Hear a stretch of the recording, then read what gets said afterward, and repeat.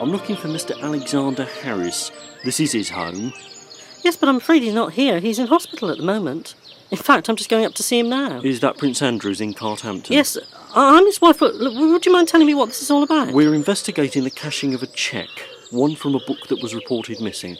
Anyway, thank you, Mrs. Harris. We'll probably see you at the hospital. A nurse came across the men's ward towards Alec. She looked concerned and was frowning. Behind her was D.C. Prescott. Mr. Harris, there's a detective here to see you. I've tried to put him off, but he's a bit insistent. You okay about seeing him? Detective? What's he want? I've no idea. Well, I suppose I'd better talk to him then, yeah. You'd better come over. Thank you. Mr. Harris? Yeah, that's right. What do you want? I'm D.C. Prescott, Cheque Squad, Carthampton Police. I believe your chequebook was reported to your bank recently as missing. Yeah, my missus reported it about a week ago, just after I came in here. Can I ask you how you discovered it was missing? Yeah, well, I always keep my chequebook and cards in my outdoor jacket, whichever one it is I'm wearing at the time, and I was sure it was the one I'd left in my partner's office at work the other day. And where do you work? Well, I've just gone into partnership with Mr. Hanway, who recently obtained ACREBURY House, which he's planning to develop into luxury flats. Well, at least I think I've become a partner. What do you mean? Well, Ron, Mr. Hanway that is, was supposed to be getting a partnership contract written up by the bank and was going to bring it in here for me to sign, so the partnership could be finalised, you see. And that hasn't happened? No. My wife's been calling over to the site to see him quite often ever since, and she can never seem to find him. Look, well, what's all this about? Have you found my chequebook, or what?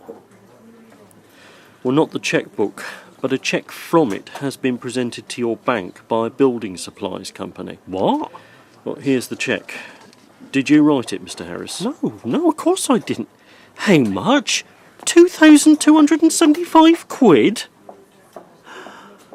Blimey. It was for the supply of building materials. The firm it's made out to presented it to your bank, and an eagle-eyed clerk noticed it was one of the cheques from your missing book.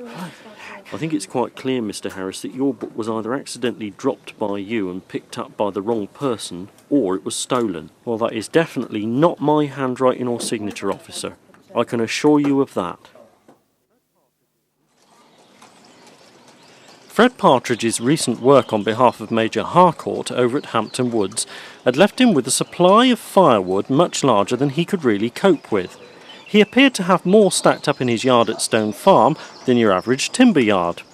Fred stood scratching his head underneath his tatty old pork pie hat, wondering what he should do about it, when he received a visit from Sergeant Tidcombe, who also looked aghast at the load.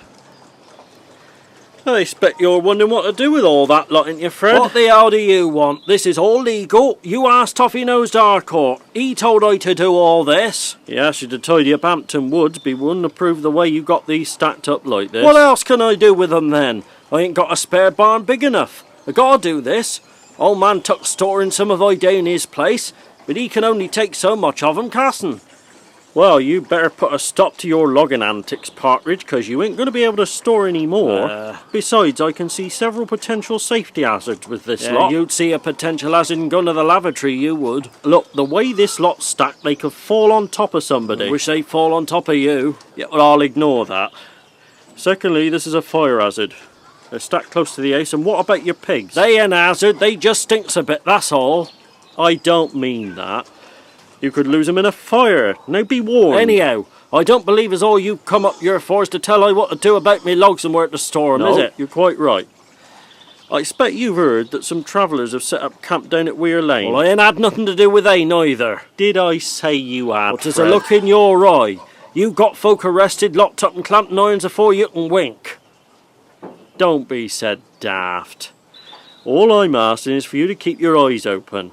We got no reason to suspect that they're doing anything wrong, but we're just keeping an eye on them.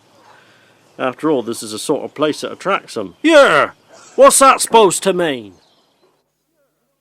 As Carol arrived on the men's ward at the hospital, she met D.C. Prescott just as he was leaving. He recognised her and nodded politely. He's been then. Oh yeah, he's been. God, do I feel depressed, Carol. What exactly's happened? Somebody's got hold of my chequebook and written one out for over 2,000 quid. But you haven't got £2,000 in your account. I know that. The building supplies company supplied the stuff, presented the cheque, and the bank noticed it was a cheque from the book that went missing. Then there's obviously one answer. Ron Hanway's been up to no good. Oh, I hate to admit it, love, but it looks like you're right, doesn't it, eh? So he's had the goods, they've been taken somewhere else, and he's hopped it. Oh, it's so obvious, isn't it? Yeah, it's when my jacket was left in the office, wasn't it? He took the blessed cheque-book. Oh, do you know, I should have realised there was something amiss when 5 minutes after me asking him for a job, he was keen to make me a partner in the business. Oh, it was all too good to be true, wasn't it, love, eh? And your illness didn't even worry him. No. Do you know, I thought that was strange. But look, you mustn't get depressed about all this, Alec. Your health comes first. I'm being discharged tomorrow. Discharged? Well, what about your op? Well, they can't do it straight away. I've got to wait a bit longer. Fred Partridge left his house and noticed a short man of about 40 dressed in a check shirt and black jeans. A scruffy pair of trainers covered his feet and he wandered around Fred's yard. Oi! What's thee want? I see you've got some logs here, mate. Ah, one or I two? was wondering if I could have some, like, you know. Well, if you pays for 'em, ah. Well, I ain't got much money, and me and my friends need some warmth at night, see, mate. So who be you and your friends then? We're camping down in the village at the moment. Oh, blasted diddy coys. You be the hippies from Stonehenge, ain't you? Well, we're travellers and we're on our way to the Stonehenge Solstice, see, ain't we? And you make sure you do going on, don't come back. Can I have some logs, then? Just to keep us warm for a few nights, like, at the camp. That's all, mate. No, you can blasted well bigger off. You good-for-nothing lazy lates. Why doesn't get a decent job and look after your families without sponging off others? The rest of us got to pay our poll tax bills and everything else. Why should you lot get away with We're it? not sponging. Oh, you've got enough logs here to last your lifetime, ain't you, mate? Plenty, but I don't see why I should give 'em to the likes of thee. These is part of my living, so unless these can show I the colour of your money, this can damn well push off.